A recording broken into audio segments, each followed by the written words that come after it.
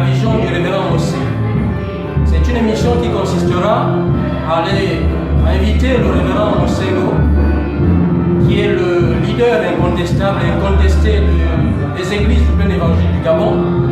Et à chaque fois qu'on aura un problème de compréhension sur un point de vue doctrinal, en tant qu'homme de Dieu commissionné pour le Gabon, nous aimerons aller vers lui pour lui demander qu'est-ce qu'il en pense par rapport à la vision que Dieu lui a donnée de manière globale sur la parole et le message de l'œuvre.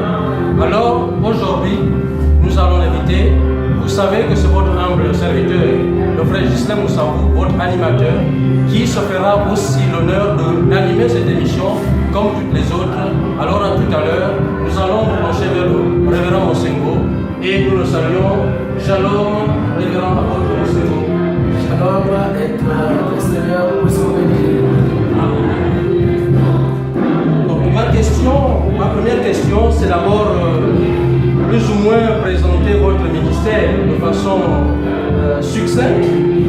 Si vous pouvez nous faire l'honneur de parler succinctement de vous et de votre commission, et après nous allons reprendre la parole pour attaquer notre thème qui consiste justement à essayer de décrypter le ministère d'un apôtre. Parce que derrière ça, il y a quand même des choses qui se disent et l'opinion voudrait en être éclairée.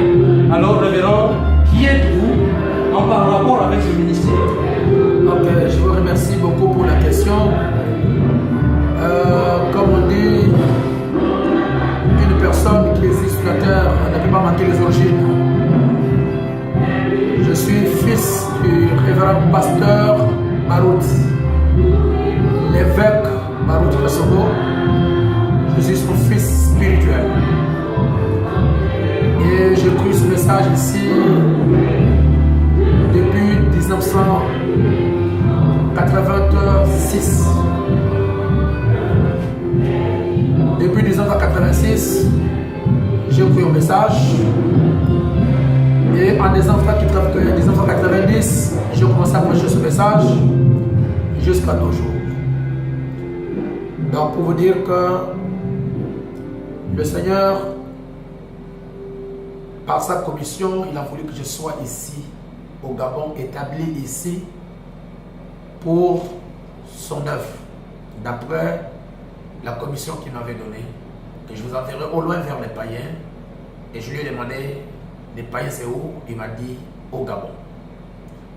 Et je suis arrivé ici pour accomplir cette œuvre apostolique, comme tu l'as souligné au départ, parce que je suis du ministère d'un apôtre. Et Frère Branham dit que le ministère d'un apôtre, c'est l'ordre le plus élevé de tous les ministères.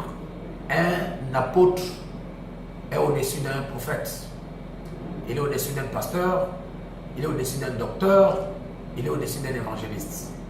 Je sais que ça va faire mal, mais c'est ce que le Frère Branham a dit. Pourquoi? Parce qu'il prend ce que le prophète a prêché et il va d'un endroit à un autre pour aller placer ça dans le cœur des gens. C'est pourquoi Frère Branham dit que c'est l'ordre le plus élevé dans l'église. D'accord, c'était succinctement qu'il devrait se présenter ou présenter son ministère, mais nous reviendrons un jour sur la profondeur justement de ce ministère, parce que nous l'avons déjà suivi un jour et nous savons qu'il y a beaucoup de témoignages qui ont accompagné ce ministère pour confirmer que c'est véritablement l'ange qui l'avait envoyé. Pour ce faire, nous allons entamer directement notre émission, c'est-à-dire le thème aujourd'hui, c'est le ministère apostolique. Alors, révérend, ma question est la suivante. Nous savons que vous êtes, si vous voulez, fondateur de 8 églises à travers le Gabon. Et abusivement, ou peut-être à juste titre, les gens vous appellent pasteur. Alors que là, vous nous parlez d'apôtre. Et alors, certains qui pensent que vous êtes pasteur de toutes ces églises-là, nous ont sorti une écriture, une citation selon laquelle le frère Branham dirait ou déclare qu'un pasteur ne peut pas avoir plusieurs églises. Alors, sur ce point de vue, est-ce que vous pouvez nous éclairer pour que le peuple de Dieu, cette confusion-là soit plus ou moins ôtée? Parce que c'est quand même terrible que nous sachions que Dieu vous a envoyé et que vous ne soyez pas capable de justement voir les choses de la manière dont Frère Branham l'a dit. Ok, merci beaucoup pour votre question. Et je crois que la mauvaise compréhension n'est pas un péché. Et beaucoup de gens vivent dans la mauvaise compréhension. Et je comprends que cette mauvaise compréhension est due à l'enseignement. Donc quand quelqu'un est mal enseigné, cette personne aura une mauvaise compréhension. Donc c'est pour vous dire, comme le prophète Branham l'a dit dans les brochures d'adoption, il y a une différence entre la prédication et l'enseignement. La prédication attrape un pécheur et amène le pécheur à la repentance. Par contre, l'enseignement est la colonne vertébrale d'une personne, d'une église. Et ça permet à la personne d'avoir des assises. Donc, pour répondre à votre question, je suis du ministère apostolique, mais je suis pasteur, je suis pasteur de beaucoup des églises. Comment je peux me justifier? Je voudrais vous amener simplement dans la Bible, frère. Nous avons l'apôtre Paul. Son ministère, c'est un apôtre. Mais Paul était le pasteur de l'église d'Éphèse. Il était le pasteur de l'église de Corinthe. Il était le pasteur de l'église de Rome. Il était le pasteur de l'église de Thessalonicie. Il était le pasteur de l'église de Colosse. Il était le pasteur de l'église de Philippi. Pourquoi? Parce que c'est lui le fondateur. Et il était pasteur jusqu'à ce qu'il a mis les pasteurs associés, comme Timothée, comme Tite, comme les autres, comme l'apôtre Paul l'a dit lui-même. Donc il a placé ces gens-là afin que ces gens puissent achever le travail que l'apôtre Paul avait commencé. C'est pourquoi j'aimerais vous dire que la commission, elle est apostolique. La commission est apostolique, mais un apôtre peut faire l'œuvre d'un pasteur. Il peut rester pasteur autant des années que Dieu le voudra jusqu'à ce qu'il peut continuer. Mais il va mettre de l'ordre en plaçant quelqu'un qui doit continuer ou bien une personne qui a le ministère pastoral. Mais cela n'annule pas que cette personne-là soit dans sa commission. Il est apôtre, mais il fait la fonction, il joue le rôle d'un pasteur. C'est comme aujourd'hui, nous avons des frères qui sont des docteurs dans le message. Mais ces docteurs-là, ils exercent le ministère du pasteur. Il est docteur, je vais parler de docteur Dioka. Mais il est pasteur de Shekhinah Tabernacle. Nous avons l'apôtre Baruch Kassogo, mais il est pasteur de Baruch Tabernacle. Alors qu'il a un ministère apostolique. Donc c'est la même chose avec moi. Mais l'essentiel, c'est de placer des gens qui doivent prendre la relève. Parce que moi je crois à ce que nous appelons la discipola, c'est-à-dire l'art de former les disciples. Qu'après toi, quelqu'un d'autre puisse prendre la relève. Comme je donne l'exemple d'Élie. Élie était prophète, mais Élie était pasteur de Jézabel. Il était pasteur d'Akab, comme dit Frère Branham. Dans cet âge-là, c'est lui qui était pasteur. Mais il a préparé Élisée avant de partir, et quand il est parti, Élisée a pris la relève. Voilà. Est-ce que dans ce que vous dites, parce que souvent, on a, surtout les frères, vos collègues du message, ont tendance à voir, c'est-à-dire qu'une écriture vient, mais on a envie de voir justement cette même écriture-là que peut-être le frère Branham aurait dit être vécue par lui-même. Est-ce que lui-même a vécu une telle situation où il aurait créé plusieurs églises et en même temps se réclamait être pasteur de ces églises? Est-ce que nous avons un exemple? Je vous remercie pour que les gens comprennent. Plein évangile tabernacle, Logos tabernacle, Shekhinah tabernacle, Baruch tabernacle, Pierre de fête tabernacle, la voix de Dieu tabernacle, et n'est-ce pas, la lumière du soir tabernacle. Toutes les églises qui portent le nom de tabernacle sont les églises de William Branham. C'est pourquoi, à la chair, ils disent Branham a dit. Parce que c'est lui le pasteur de l'âge.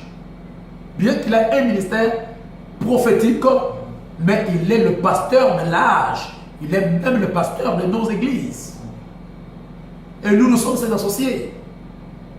D'accord? Ok. Pour revenir un peu dans l'histoire, dans l'exemple de Frère Branham. Frère Branham dit dans les Écritures, je vais vous le lire tout de suite, qu'il était le pasteur de l'église de Milton. Il dit c'est lui qui en a fondé.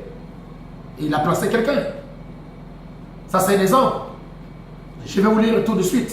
Avant d'aller plus loin, je vais vous répondre. Est-ce que le pasteur peut avoir beaucoup d'églises? N'est-ce pas? Tout ce que nous pouvons dire, tout ce que nous pouvons défendre, doit avoir pour base la Bible et le message. Absolument. C'est ce que nous voulons. D'accord, merci beaucoup. Si nous allons un tout petit peu dans Genèse chapitre 12, la Bible dit, à partir du verset 7, l'Éternel apparut à Abraham et dit, je donnerai ce pays à ta postérité. Et Abraham bâtit là un autel qui lui était, un autel à l'Éternel qui lui était apparu. Quand vous allez lire, ça fait un autel. Donc une église. Frère parle dans la brochure Jésus-Christ glorifié. Quand vous allez au paragraphe 26, nous allons lire, le prophète dit que l'autel, un autel, c'est une église. Et si nous continuons au verset 8, la Bible dit, il se transporta de là vers la montagne à l'orient de Bethel. Et il dressa ses tentes ayant à Bethel à l'occident et Haï à l'orient. Il bâtit encore là un autel à l'Éternel et il invoqua le nom de l'Éternel. Je compte pour le peuple, ça fait deux autels. Deux églises de l'apôtre Abraham. Dans la brochure Approche vers l'Éternel, Frère Branham dit au paragraphe 23 qu'Abraham était un apôtre. Pourquoi? Parce qu'il a quitté son pays, il est allé dans un autre pays et là il a commencé à bâtir les autels. Nous avons deux, d'abord pour Abraham. Nous allons passer dans la vie de Jacob. Genèse 28. La Bible dit dans Genèse chapitre 28 à partir du verset 19. La Bible dit, il nous montre comment Jacob, verset 18. Et Jacob se leva de bon matin, il prit la pierre dont il avait fait son chevet, il la dressa pour monument. Et il versa de l'huile sur son sommet. Et il donna à ce lieu le nom de Bethel.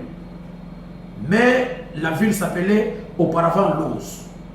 Jacob fit un vœu en disant, si Dieu est avec moi et me garde pendant ce voyage que je fais, s'il me donne du pain à manger et des habits pour me vêtir, et si je retourne en paix à la maison de mon père, alors l'Éternel sera mon Dieu. Cette pierre que j'ai dressée pour monument sera la maison de Dieu, et je te donnerai la dîme de tout ce que tu me donneras. Première autel ou première église de Jacob. L'apôtre Jacob. Nous allons au verset 32 de Genèse. Verset 30. La Bible dit ici, Jacob, vous continuez toujours, Jacob l'interrogeant en disant, fais-moi, je ne puis connaître ton nom. Il répondit, pourquoi demandes-tu mon nom? Et il le bénit là. Jacob appela ce lieu du nom de Péniel. Ok? Car, dit-il, je vis Dieu face à face et mon âme a été sauvée. Deuxième autel ou deuxième église de Jacob, c'est Péniel, après Bethel. Nous allons dans Genèse chapitre 35. Vous allez voir dans Genèse chapitre 35, verset 7, la Bible dit, Jacob arriva, lui et tous ceux qui étaient avec lui à Luz, qui est Bethel, dans le pays de Canaan. Il bâtit là un autel et il appela le lieu El Bethel, car c'est là que Dieu s'était révélé à lui lorsqu'il fuyait son frère. C'est pour vous dire que les autels, ce sont des églises. Abraham était un apôtre, un missionnaire, il quitte une nation pour une autre nation, il a bâti des églises dans cette nation. Jacob était un missionnaire, était un apôtre, il a quitté un endroit pour un autre, il a bâti des églises dans les endroits où il est passé. Et c'est lui qui était le pasteur de ces églises, qui était le pasteur de ces hôtels, bien qu'il avait en lui un ministère d'un apôtre. Nous revenons dans le cas du Nouveau Testament. Nous voyons que Paul, comme je l'ai dit précédemment, Paul était le fondateur de l'église, l'apôtre Paul était le fondateur de l'église de Rome. Il était le fondateur de l'église de Corinthe. Il était le fondateur de l'église de Galate. Il était le fondateur de l'église de Philippi. Il était le fondateur de l'église de Colosse. Il était le fondateur de l'église de Thessalonique. Il est aussi le fondateur de l'église d'Éphèse. Ce sont les églises. Écoutez le prophète, dans la bouche de Jésus glorifié. Le prophète dit, paragraphe 24. Caïn n'était pas un incroyant. Caïn était un croyant. Caïn n'est pas venu en disant, eh bien, je ne crois pas dans l'existence de Dieu. Caïn est venu comme un croyant. Il essayait de trouver grâce devant Dieu. Et Caïn a construit un autel. Un autel, c'est une église. Un lieu d'adoration. Parfait. En fait, on confirme que il confirme que l'autel est une église. Donc, Abraham a eu 2 églises. Jacob en a eu déjà combien? 3 églises. Nous voyons Bethel, Pénuel et El Bethel. Ce sont ces églises. Et nous voyons aussi Paul dans le Nouveau Testament. Ah non, je ne sais pas, c'est 6 ou 7 ou 8. En tout cas, nombreuses. Nombreuses. C'est lui qui était le pasteur de ces églises. C'est pourquoi, plus tard, dans l'église philippine, quand il est allé ailleurs, il a dit que les frères de Philippines m'ont soutenu, ils m'ont envoyé dedans pour que vous puissiez exister. Mais, avant que Paul puisse partir, Paul a dit à Timothée, je te laisse ici pour que tu continues à mettre de l'ordre sur les choses que j'ai commencé. Et Timothée était son fils, c'était son enfant. Il l'a établi comme pasteur. Et si vous rentrez dans l'histoire de l'église, vous allez voir que Jean était le fils de Polycarpe. Hein, Frère Madame parle. N'est-ce pas? Il y a eu Jean, pardon, était le fils de Paul. Il y a eu Paul, quand Paul est mort, il y a eu Jean qui a pris la relève. Après Jean, il y a eu Polycarpe qui a pris la relève. Après Polycarpe, il y a eu les autres qui sont venus après. Jusqu'à ce que nous sommes arrivés à Irénée et les autres jusqu'à Colomban, Luther, Wesley, jusqu'au temps de Frère Branham. Ça a été une succession. Ça a été une succession. Une succession apostolique, si vous voulez. Mais ces gens qui sont établis dans les églises que cet apôtre a fondées sont des collaborateurs de cet apôtre, ou bien ils sont les pasteurs que lui il a établis pour qu'il continue l'œuvre. C'est pourquoi, dans mon cas personnel, je suis apôtre, n'est-ce pas? Et je suis pasteur, je fais l'œuvre des pasteurs, si vous voulez bien. Je l'ai commencé à Franceville, j'ai établi le pasteur Jean Bruno.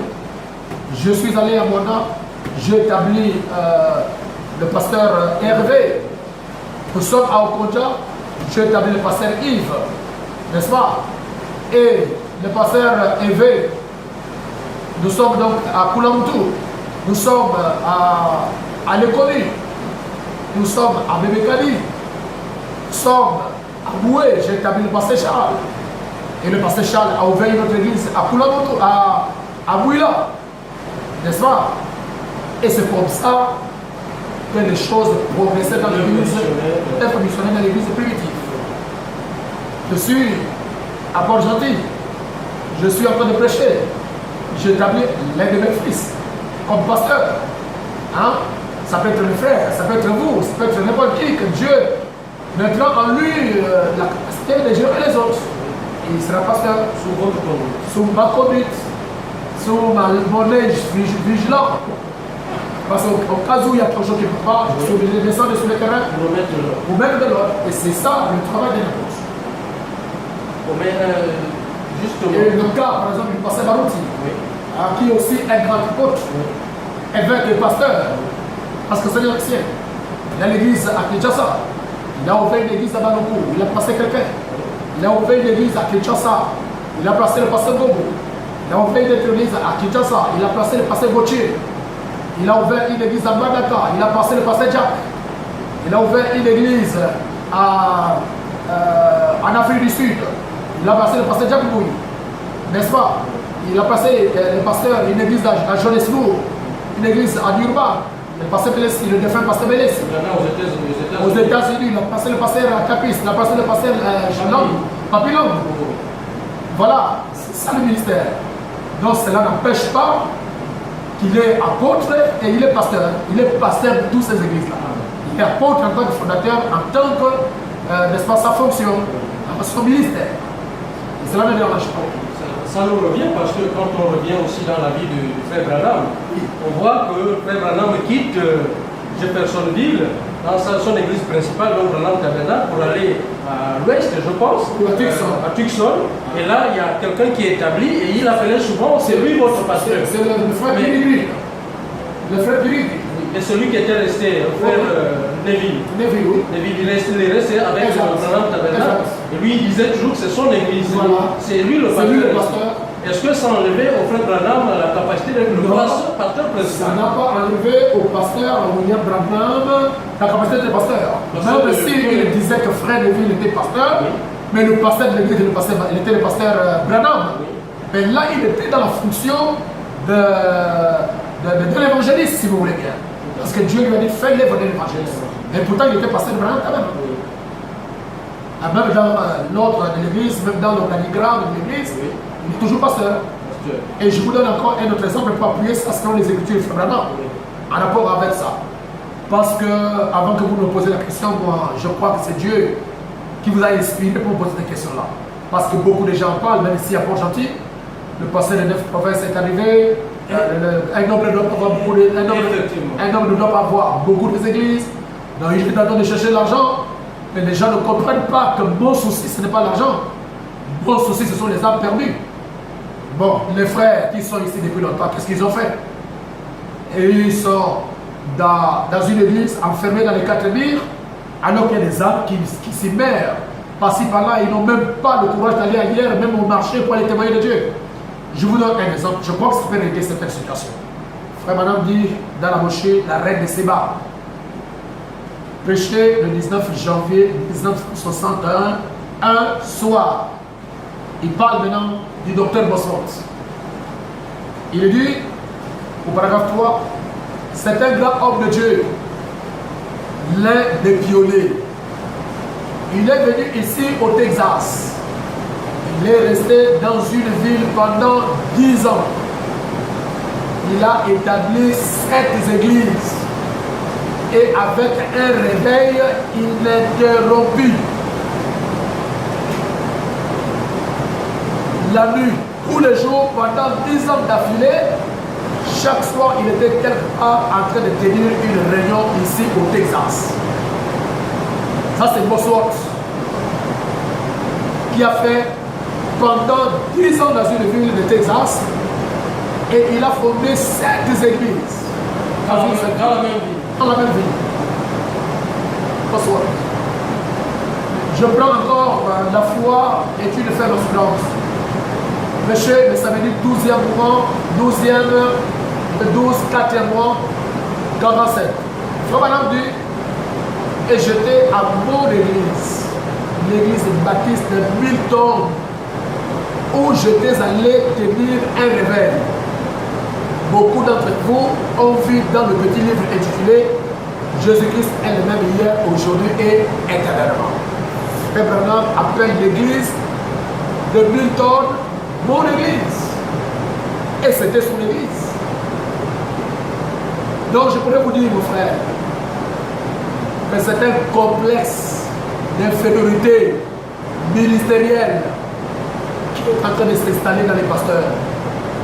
Et frère Branham dit, si je suis incapable de faire quelque chose, je ne mettrai pas une pierre d'achoppement sur le chemin de quelqu'un qui a assez de courage pour réaliser la chose. Et le grand défaut aujourd'hui, il y a des prédicateurs avec les souliers en tout, qui n'ont pas peur de marcher là où les anges ont peur de marcher du pied. Et ils se mettent sur le chemin de quelqu'un qui est courageux, qui peut faire quelque chose pour Dieu.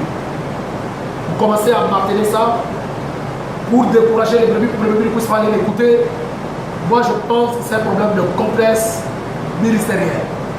Parce que la personne est incapable d'arriver à faire ce que l'autre fait. Je ne suis pas le seul. Des pasteurs qui ont beaucoup des églises ici au Gabon.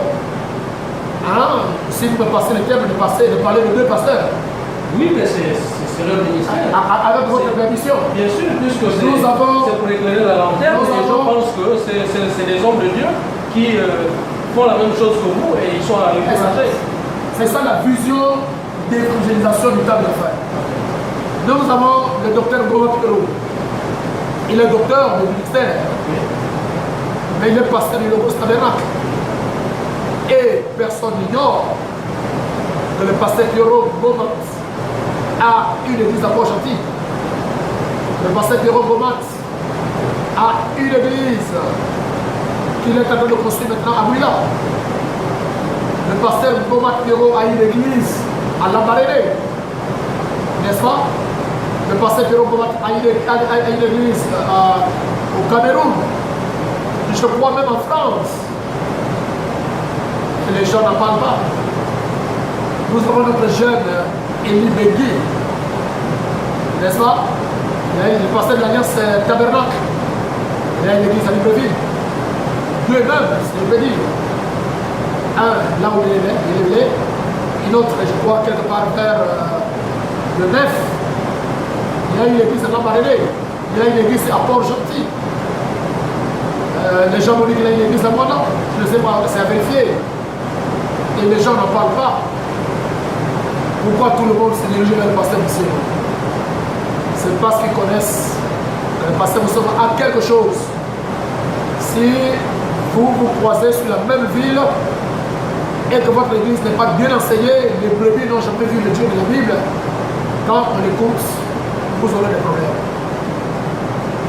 C'est pourquoi les gens ils cherchent à mettre des cailloux de pierre, des barrières partout pour empêcher les gens de croire à mon ministère. Parce qu'effectivement, ce qui se dit, c'est certainement les brebis qui le disent. Mais ces brebis-là le prennent certainement du haut de la chair de leur pasteur. Exact. Mais c'est pour vous dire que la brebis devient ce qu'elle mange.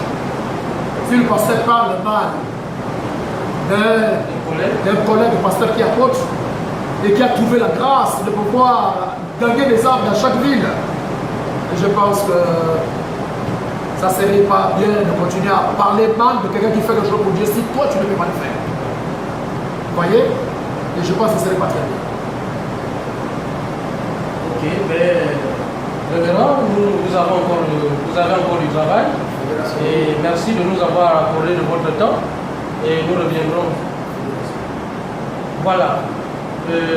Mais avant de clôturer, comme je disais tantôt que nous avons pris un peu de votre temps, mais accordez-nous encore quelques minutes par rapport à une question, juste une question secondaire subsidiaire, pour parler un peu des fédérations. Parce qu'on aurait appris que vous, le révérend apôtre Mosengo, pas quelqu'un d'autre, vous, qui défendez la parole, le message de leur bec et ongle, pour que n'importe quoi n'entre, on vous accuse, vous, de vous êtes infiltré dans les fédérations alors que vous savez que votre prophète l'interdit formellement.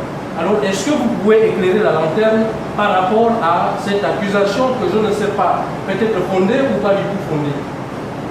Merci pour votre question qui est trop pertinente. Je voudrais vous dire d'abord que l'organisation, la dénomination pour la fédération des églises a commencé dans la Bible. Et c'est dans le livre de Genèse chapitre 11. Et la personne qui était à la tête de cette fédération, c'est Nimrod. Et nous voyons la deuxième fédération avec Corée et Dathan dans le désert. La première fédération de Nimrod, Abraham est sorti. La deuxième fédération de Corée et Dathan, Moïse est sorti. Et la troisième fédération, c'est celle dont le pape est le chef. Et je voudrais dire à ceux qui m'écoutent, en rapport avec ta question. Vous parlez là de l'église catholique? Ouais. C'est de l'église catholique que je parle. Et Frère Madame dit, la fédération des églises et la confédération des églises, ce n'est rien d'autre que les satellites de la Rome. Nous savons que c'est ce que nous appelons dans la Bible, selon le livre d'Apocalypse, l'image de la bête, qui n'est rien d'autre que les protestants. Et la bête elle-même, c'est la Rome, c'est le catholicisme, c'est l'hierarchie romaine. D'accord? Ok. Et cette fédération des églises-là n'a pas commencé aujourd'hui. Ça a commencé depuis très longtemps. Et au moment où je parle ici, l'image, la mettre déjà en place avec la Fédération des Églises est réunie pour les amener au catholicisme. Moi, le pasteur Moussembo, sachant que la Fédération des Églises, la Confédération des Églises, l'écuménisme conduit directement à la marque de la bête, je ne peux pas y entrer. Et je ne ferai pas y entrer, je ne ferai pas entrer mes églises. Pourquoi? Parce que mon prophète William Aaron Branham n'est pas entré dans la Fédération des Églises, ni moins dans la Confédération, ni moins dans les fédérations, bien qu'on l'a sollicité. Mais il a pris position pour la parole pour ne pas y entrer. Comme je suis derrière le message de William Branham et je crois à son prophète William Aaron Branham, je ne peux pas y entrer dans la Fédération des Églises. Je sais une chose. Ça, c'est la ruse des prédicateurs. Et c'est ce qu'ils ont toujours fait pour empêcher les gens de venir écouter le pasteur Moussembo. C'est ce que moi j'appelle l'épouvantail. Donc, il met une épouvantail dans l'église pour empêcher les brebis de venir m'écouter. Alors, il devrait donc brandir un argument qui ferait peur aux gens. C'est pourquoi les gens parlent de l'écuménisme de la Fédération des Églises. Je voudrais vous dire une chose. Quand l'histoire des fédérations des églises ont commencé ici au Gabon, je n'étais pas là. Il y a un pasteur de la ville que je ne vais pas citer son nom, s'il vous plaît, qui a envoyé les émissaires partout, même ici à Port-Gentil,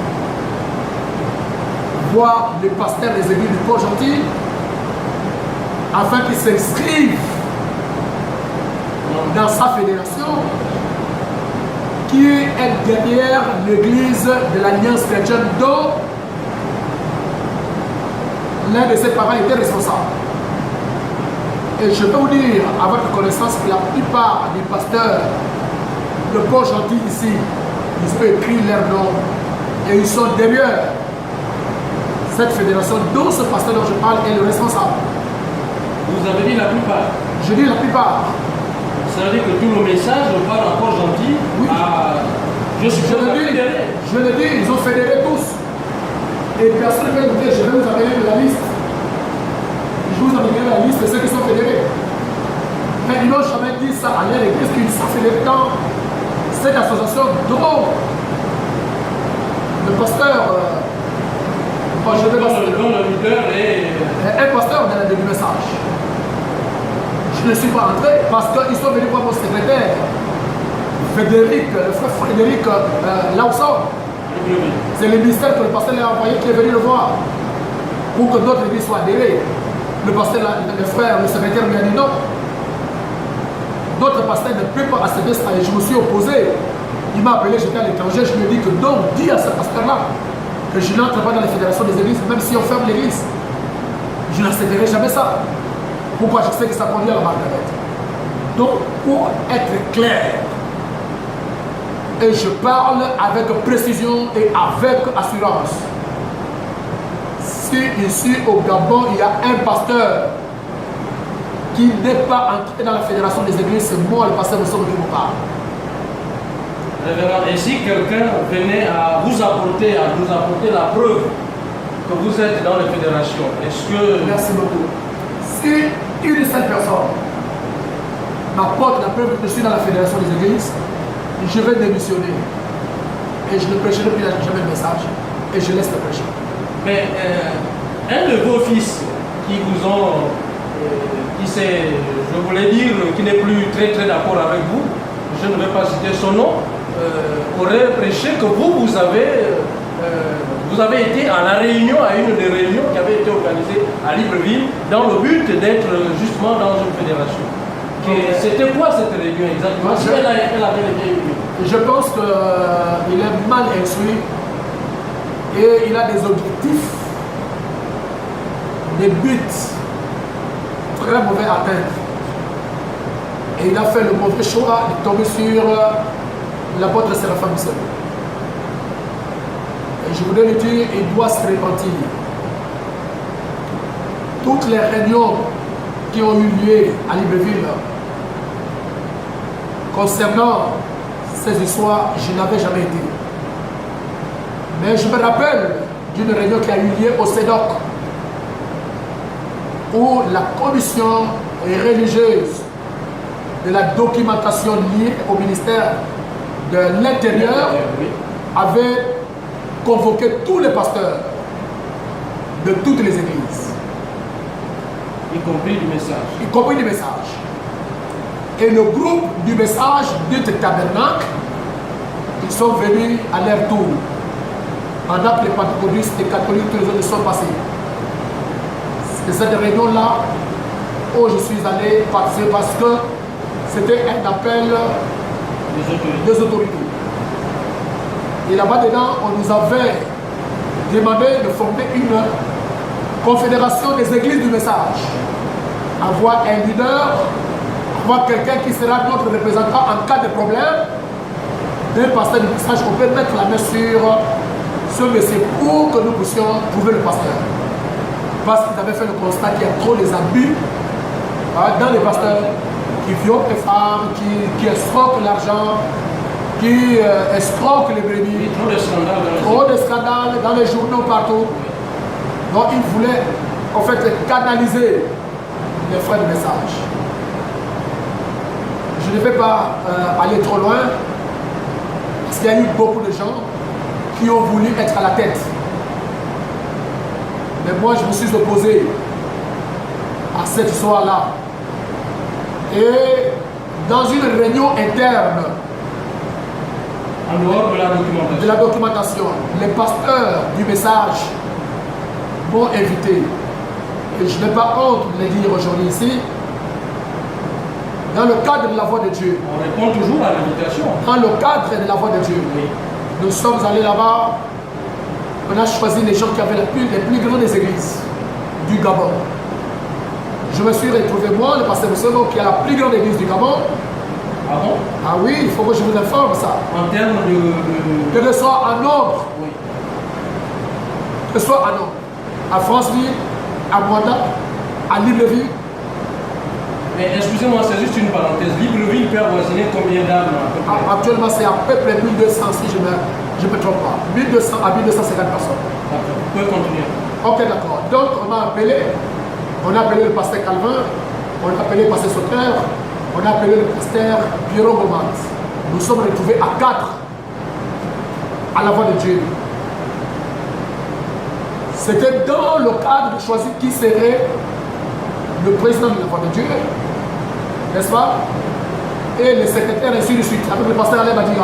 De la voix de Dieu. De la voix de Dieu. Et à partir... Pas d'une fédération. Non, non, non. À partir de cette réunion, si le CEDOC veut connaître quelque chose sur un pasteur, Il passe par la voix de Dieu. du message qui passe par la voix de Dieu, parce que la voix de Dieu nous réunit tous. Oui. C'est cette réunion que j'étais avec ces gens que je vais te parler, ces pasteurs. Ça n'avait rien à voir avec la fédération, ça n'avait rien à voir avec le communisme.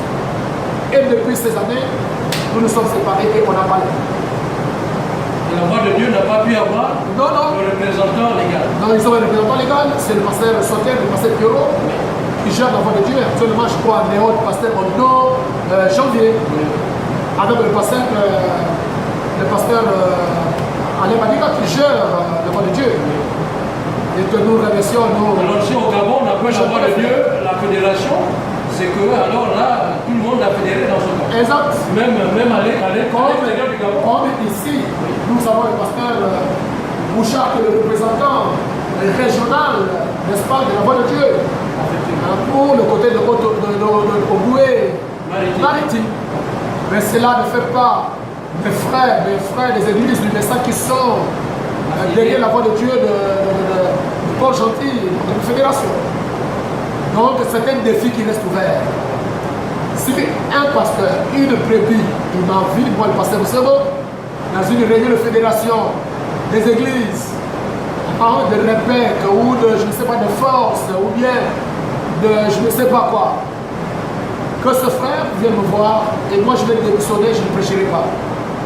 Mais si c'est un mensonge fondé pour déstabiliser le pasteur Moussemo, nul à sa réputation, je pense que la personne qui forme ce petit clic pour dire à la personne du pasteur Moussemo, s'il ne se répand pas, il est sous la malédiction, il est maudit. Pas lui simplement, même sa postérité. Même ceux qui vont l'écouter, parce qu'il a dit un mensonge qu'il n'arrive pas à arranger. Et contre un homme de Dieu. Ok, et pour terminer, j'ai les papiers de l'église du plein évangile. L'église dont vous êtes le fondateur. Oui, ces papiers, je les ai obtenus du ministère de l'Intérieur. Parce que vous ne pouvez pas exercer en tant qu'une église sans avoir des papiers. Va lire la brochure. Pourquoi nous ne sommes pas une organisation d'émulation. Au paragraphe 5, Frère Madame dit, nous sommes une dénomination enregistrée auprès de l'État. Le Frère Madame était une organisation enregistrée auprès de l'État. Comment je peux exercer avec toutes ces églises-là, rassembler tout un grand peuple sans être reconnu officiellement par l'État, sans un récépissé? Et ça, je l'ai eu auprès du ministère de l'Intérieur. Si c'est ça qu'ils interprètent, qu'ils appellent la fédération, alors toutes les églises du message sont dans la fédération. Et nous savons qu'il y a beaucoup d'églises aussi qui n'ont pas de papiers, mais qui se sont enregistrées sous la bannière des autres églises qui ont leurs papiers. Je peux vous citer combien d'églises ici, Port-Gentil, qui évoluent sous mes papiers. Ils évoluent sous ma couverture. Donc ils ne peuvent pas appeler ça la déviation. Parce que c'est moi qui les ai aidés. N'est-ce pas? Donc voilà la chose que je voulais vous dire. Pour conclure, même dans la réunion à laquelle vous avez participé de la voix de Dieu, vous n'avez même pas pu obtenir un poste en principe. Non, je n'ai pas pu obtenir un poste. Donc même si c'était ça la fédération, vous n'y serez malheureusement pas. Je n'ai pas obtenu un poste et je n'obtiendrai pas un poste. Parce que j'ai été menacé même physiquement. Il fallait que je vous le dise. Par qui? Des païens? Par des prédicateurs, par un pasteur qui m'a menacé physiquement. En me disant même qu'il est capable de donner 2 millions pour que la personne me fasse la peau. Et depuis ce jour-là, je me suis retiré de tout ce qui est réunion des frères du message. Et je n'y participe plus. Donc, pour ça. Avoir toutes ces choses-là, on a l'impression que vous êtes l'homme à abattre finalement du message. Je sais que mon Seigneur Jésus a été menacé. Frère Branham a été menacé. Et on ne jette jamais, n'est-ce pas, les fruits, les pierres autant pour moi sur un arbre qui n'a pas de fruits. Les gens savent qu'est-ce que le Seigneur va faire. N'est-ce pas? Je profite de cette occasion. Je suis en train de terminer. Aujourd'hui, les gens sont en train de nous combattre. Bien que ça viendrait prochainement. Je profite de ça pour en parler. Vous voyez la photo? On en parlera. On en parlera. Dans une prochaine émission. Merci beaucoup. Donc je peux laisser. Non, allez-y, allez-y. Juste. Cette photo fait la buzz. Oui, dans le net. Dans le net. Oui. Ce n'est pas quelque chose de falsifié. Ce n'est non plus le pasteur Moussemo qui a voulu que ça soit comme ça. Je suis allé en Guinée équatoriale. Pendant que je prêchais, le Saint-Esprit est descendu dans l'église. Et un frère, un païen au temps pour moi a pris la photo. Et je suis sorti double. Un Moussemo qui prêche et un autre Moussemo qui est là. Qui observe. Les gens ont critiqué. Ils ont parlé tout ce qu'ils ont voulu parler. Si la même photo, par la souveraineté divine, s'est effectuée avec le frère Branham, les gens croiraient. Si c'est avec le pasteur Baruch, les gens vont croire. Si c'est avec Joseph Branham, les gens vont croire. Si c'est avec Billy Paul, les gens vont croire. Si c'est avec leur pasteur, ils vont croire. Mais aujourd'hui, ça devient un sujet de jet-pierre. Parce que cela s'est fait avec le pasteur Moussemo. Mais j'ai pris cette photo, j'ai amené ça dans les Écritures et je vois que ça confirme la parole. Et moi j'avance, peu importe le combat. D'accord, donc on aura le temps de revenir là-dessus Et pour d'en une émission bien spéciale. Comme ça, vous allez nous montrer les écritures qui peuvent appuyer cette photo et ça éclairera davantage les gens. Merci. Que le Seigneur vous bénisse. Chers internautes, ainsi prend notre émission avec le révérend Mosengo, qui a encore, comme je le disais tantôt, assez de travail parce qu'il y a des entretiens. Et nous aurions voulu que cette émission fasse un peu plus, peut-être plus d'1 heure pour encore creuser, mais je pense que vous êtes, moi je suis quasiment satisfait, vous serez aussi satisfait du peu que nous avons pu concocter. Alors que le Seigneur vous bénisse, nous nous retrouvons très bientôt. Ghislain Roger Moussabou pour vous servir et nous remercions notre caméraman, le frère Jérémy. Et révérend, merci encore pour nous avoir accordé de votre précieux temps. Merci. Que le Seigneur vous bénisse. À tantôt. Shalom.